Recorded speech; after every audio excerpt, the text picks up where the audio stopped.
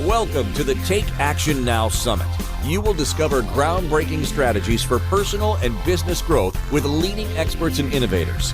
Today, transform forward. Step into 2024 with confidence. Strengthen your network, build relationships, and develop awareness and skills. Join our 21 world-class speakers and experience inspiration, hope for your future, and an elevation of your ambitions. Inspired Choices Network, our summit hosts, are excited to have you here. Welcome, welcome, everybody. I am so glad that you have chosen to jump in to learn all about bodies. Guess what? If you're here, you have a body. I know, groundbreaking news, right? You've got a body, and the fact that you have a body is maybe there's some things you know about bodies, and maybe there are some things you don't. And one of the things that I know about bodies is bodies like action. And if you're thinking, oh, this is going to be a sex talk and that's all she's going to talk about, well, there might be some sexy talk in this. However, bodies liking action is actually a lot bigger than that. We're going to look at action with every letter of the word action, and we're going to break that down and see what is it that bodies actually like. And I know bodies like a lot more than what I'm going to be talking about, but these are some fundamentals of what bodies like. And one of the things that bodies like is activity. And I'm sure that you're like, oh, but my body is tired and I don't know, can I handle activities? I want you to get really clear on this concept. There are two kinds of activities that are taxing and activities that are rejuvenating. And it's not about you have to's, it's about what rejuvenates you and what taxes you. And it's about pushing your energy and your focus in the direction of what rejuvenates you. So if you're somebody who is daunted by the idea of lifting weights, and every time you go to lift weights, you feel exhausted, your body feels tired, it doesn't feel happy, don't do it. Even if your favorite fitness instructor has said, this is the way. If your body's like, meh, it doesn't rejuvenate me, I feel actually exhausted after, don't do it. Your body will know what's rejuvenating. Another person could be lifting those same weights and feel afterwards, they may feel tired, they may feel a sense of fatigue from exerting some energy. However, there's also a sense of rejuvenation where your body feels alive and good and like, oh yeah, I did this. And those happy hormones are kicking in and the endorphins are like rushing through you. Activities that are taxing are going to be ones that if your whole day is stacked with taxing activities, you're going to end up probably going to bed not feeling very satiated. You're going to probably go to bed and have things on your mind where you're just like, I wish I could do this. I'd like to do this, because all you've done are taxing activities. Nothing has really brought any joy into your body and into your life. So let's bring on rejuvenating activities. And what are those? So to me, rejuvenating activities, whatever rejuvenates you, is self-care. That's as simple as it gets. So self-care can look different for everyone as long as it equals rejuvenation for you. So look at your life and look at your day. And in your day, how much of your time is actually invested in taxing activities? How much of your time is invested in rejuvenating activities? Now, you might look at it and it may be a scale for you where one weighs heavier than the other. Maybe the taxing activities weigh a lot heavier than the rejuvenating activities. And you're thinking, how do I ever get the balance? Well, in this case, I'm thinking balance isn't always exactly what we're looking for, because the rejuvenating activities, if we have more and more and more of those, yes, taxing activities can still exist. But the more we have rejuvenating activities, the more joy we have in our life. And the more joy we have, the more likely we are to feel excited about being alive, choose to wake up, choose to do things, and not feel like, oh, I'd rather just stay in bed. I don't really want to do that, and that. So there are sometimes taxing activities that you may have in your life that feel like obligations and requirements. And obligation, even that word, to be obliged to something, is quite exhausting. Even the word taxing, if you think about taxes, having and doing activities that are taxing takes away from you. takes away from your investment, right? So if you're paying your taxes at the end of the year, and you just put where I live in Canada, you're just putting like 35% of what you earn towards your taxes. It can be daunting and almost like, why should I earn more if I'm just going to have it taken away from me? It's not exciting. Taxing things don't tend to be exciting, and they don't tend to be things that people jump for joy for. So the rejuvenating things, juvenation, just that word, right? Juvenile. It's a French word for youth. It brings the youth into you. So what do you want to do that helps you feel youthful, alive, and like excited for your day? And if you have nothing on your list that rejuvenates you in a day, you need to reevaluate. You need to add things into that list that are going to rejuvenate you. So keeping it really simple, you can just start to make a list and understand, what are the taxing things in my life? What are the rejuvenating things? Definitely weigh heavier on rejuvenation, as you can look at it as kind of like a balance sheet of your books in your business. Is like, if you have a lot of things going out but not a lot coming in, you're going to have a lot of debt. And when it comes to bodies, you're going to have a lot of debt of energy. You're going to have a lot of debt of health. And so your body is going to feel exhausted, tired, and ill. And what you want to do is add the things that rejuvenate you, right? I know it seems so simple. And the thing is, it's not a standard that's across the board. Everyone must do A, B, C, and D. Not at all. Because the things that excite me and rejuvenate me are going to be very different, maybe the same, who knows, that excite and rejuvenate you. It's to be aware of them. Like, I do not get super thrilled about doing dishes. However, we have in our home allotted different tasks to everybody, because there are things that none of us like to do, and we divide up the tasks that none of us like to do. So we have some taxing activities that need to be done. And we have lots of rejuvenating activities, so they also can get divided. And it's really important that you do things that do rejuvenate you. So I have a funny habit in the mornings. I like to vacuum all my floors. It helps me feel happy. And for some people, vacuuming their floors would be like, ugh, I don't really want to, blah, blah, blah. I like to do small things when I wake up that rejuvenate me, that help me to feel like I can see results, right? So even though dishes are like, I can see results in dishes. I don't love the dishes, but I'll do the dishes. And the rejuvenating part of doing things where you can get a little bit of, like, just seeing a little bit of results, right? So the next one on our list is C, action. So we had activity. The next one on our action list is C, communication. Now, I bet a lot of you haven't really thought about this. You think about communication usually in two terms.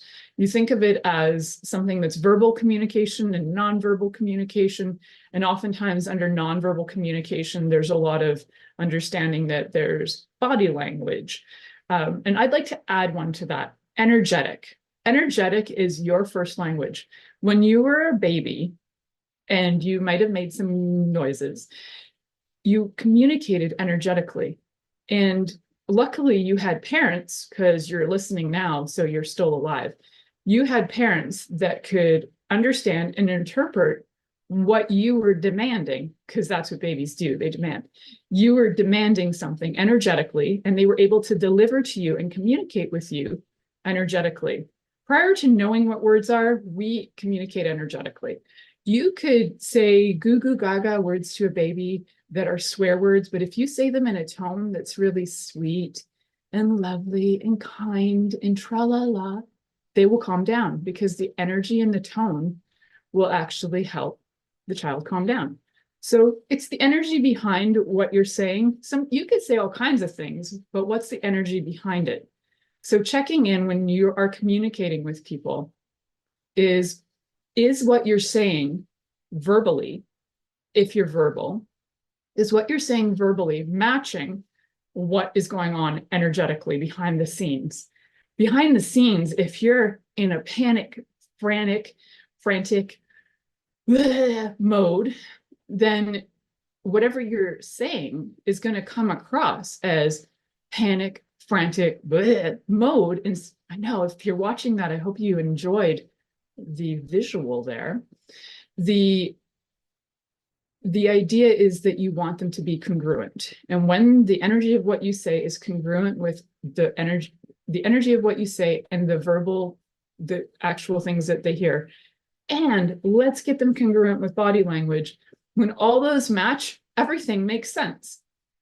One of the things that I notice about body language and communication, and I want to show you guys this little fun tip tool, which is something that I teach people in the body work that I do, is that we have this tendency to do this thing and be like, I'm following my dreams. And I'm going to do this body language because it's a funny one. But a lot of people have their head that pokes out like this. And so they have posture that's quite off. And one of the things to start with is if you are truly following your heart and you would like your heart to connect with the divine, well, make some space for that. And how do we do that? You can do that posturally. So what you're going to do is raise. So all of you sitting there watching this right now, what you're going to do is raise from between your breasts, this little spot there. You can just lift that up, right? So it's not about putting your shoulders back. It's not about putting tension. Your body will start to open on its own. It's going to start to release fascia in time too. You don't even have to get rough in there. Just as a habit, start to lift your heart to divine, wherever God, whatever you want to call it. And in the nature of doing that, your body will automatically start to align your neck in a better, proper posture, right? So body language can indicate a lot. If you're telling me that you're like, I have a really great program and I want you to buy it, and your whole body is hunched over and you're looking at me with fear in your eyes, I'm probably not going to believe you. So having the posture of confidence is really important. Not only is it important what you're communicating with your body language, it's important for your health too. And your body actually really likes good posture. So even if you're say in a wheelchair, you can increase your posture. If you have lack of mobility in any way, there's always a way to improve your posture, even if it's a smidge. A little smidge is better than no improvement at all, right? So verbal communication as well. When we're talking about body, so part of that energetic communication, the body language, what is our body actually saying? And then the verbal communication is, I'd really encourage you to listen to yourself when you talk about your body. I hear a lot of people in my practice as a holistic health practitioner and sex and intimacy coach say things to me like, well, I just don't feel sexy because of my butt size. I just don't feel sexy because of my weight. I just don't feel sexy because of my this. And they're saying this out loud, like an affirmation. So the more you say these things, the more you affirm them.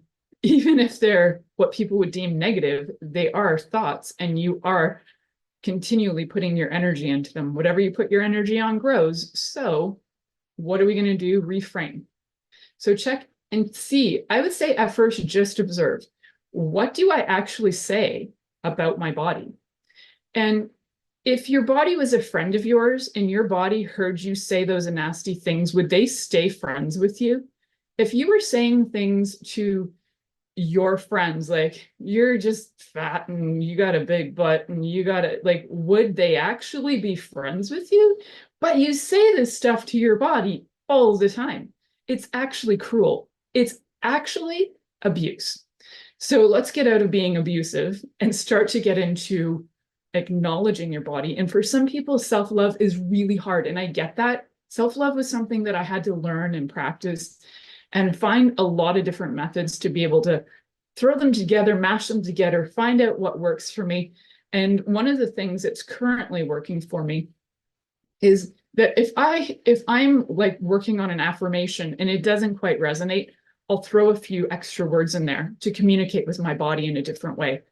So one of the things that I'll communicate with my body, for example, is that if I'm like, oh, I'm feeling a little, I don't know, actually, I don't have a lot of that anymore, but I'll give you one from before, from when I was younger.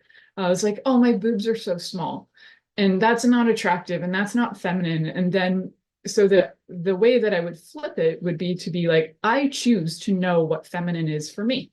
So it's not that I'm asking my boobs to grow, it's to know what is feminine to me, for me, and for my body to know how it can express femininity or masculinity, whatever it is, or both simultaneously, whatever floats your boat. So just check and see, like, what are you communicating? What are you actually saying out loud? I just want you to observe for now. There's a lot of things you're communicating to your body out loud, energetically, and with body language. The next part of action is T, tenderness, touch. And there are methods that talk about the 5 kinds of touch. And I think it's a really cool way to observe and learn about touch if touch is something new to you, or if you feel like you have an aversion to touch, or if you're like, no, I love touch. And you might love touch, but then you start to find there are different kinds of touch, and some touches like not so much, and some other touches like really yummy. So let's look at, and I've redefined them, I think, in my own words, because I've been playing with them for a while, and I don't think I'm actually saying them exactly as how I learned them. So number 1 is erotic touch, because why not start with erotic? So I remember this as email, because it doesn't, because that's how my brain works, but it's not email, it's email. So erotic touch is usually where you're being more sensual, there's stroking, there's all kinds of, and so erotic can also be more a little bit on the kinky edge as well, without impact, because we will talk about that.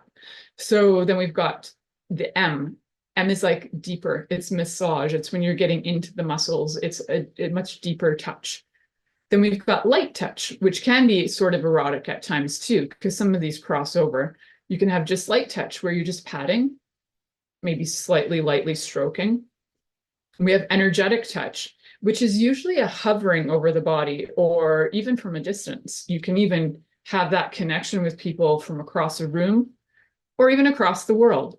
You don't actually have to be in the same room with energetic touch. It's super magical that way. And you'll know that too, because sometimes there'll be people that you're thinking about and you're like, wow, I was just thinking about you.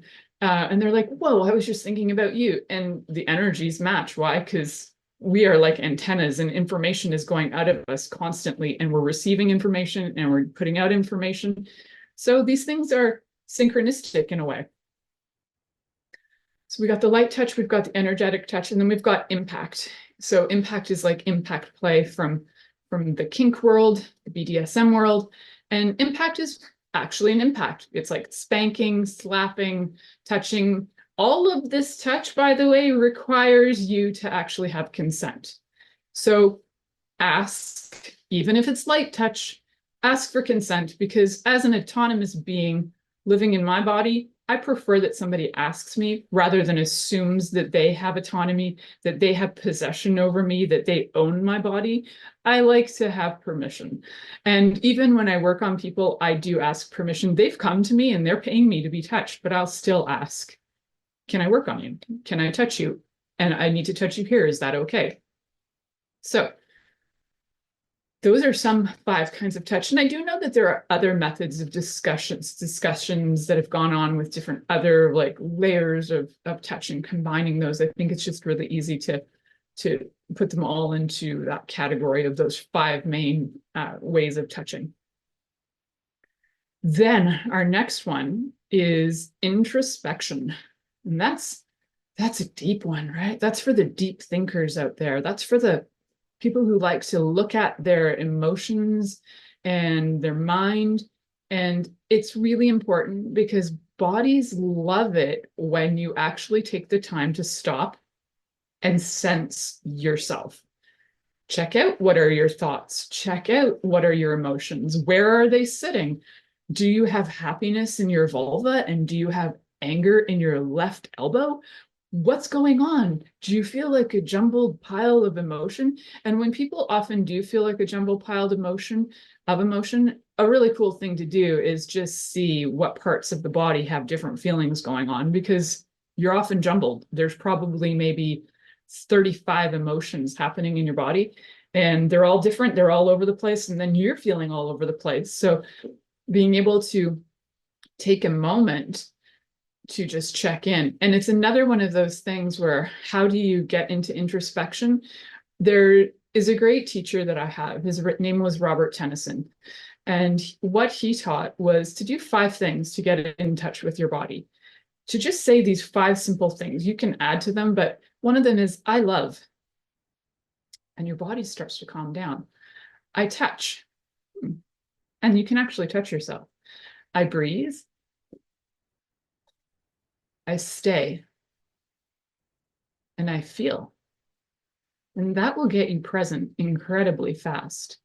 And when you are present, you can do that introspection to be able to check what's going on. And sometimes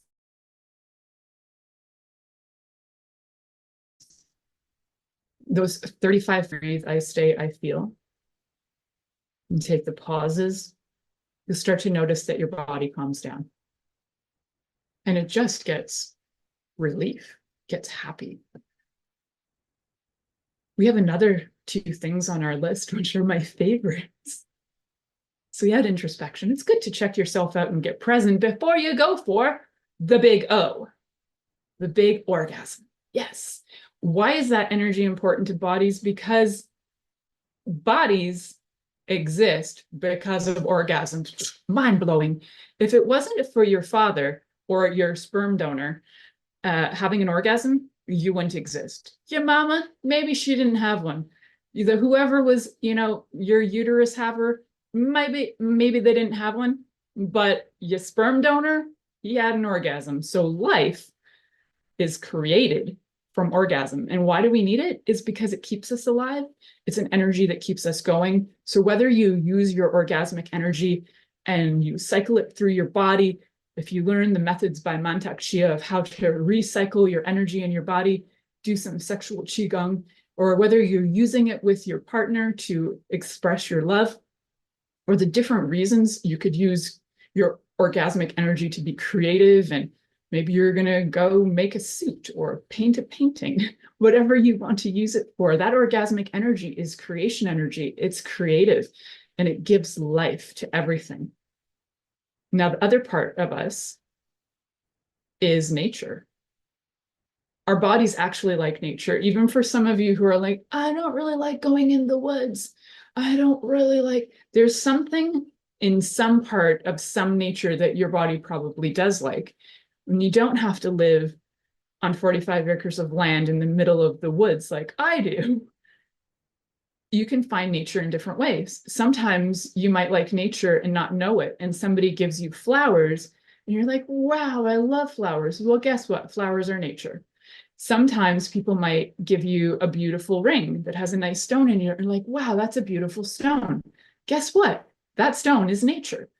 And sometimes you might be given beautiful food, like maybe somebody just gifted you a beautiful organic salad and you're like, wow, that's fantastic. I love that. Guess what? That's nature. Your body actually loves nature. Why? Because your body is nature. So it would like nature naturally.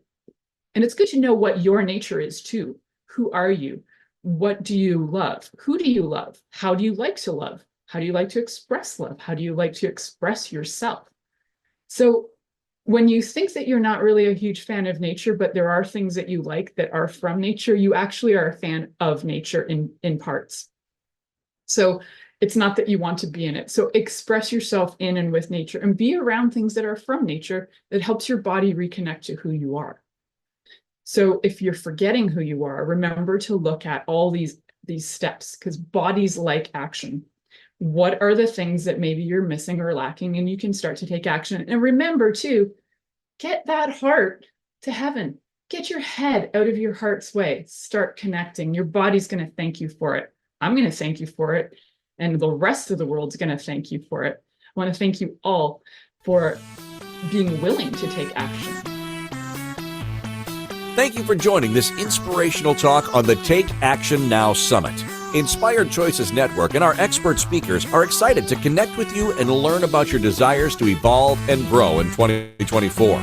If you'd like to learn more about everything Inspired Choices Network offers, including future summits, please email us at info@inspiredchoicesnetwork.com.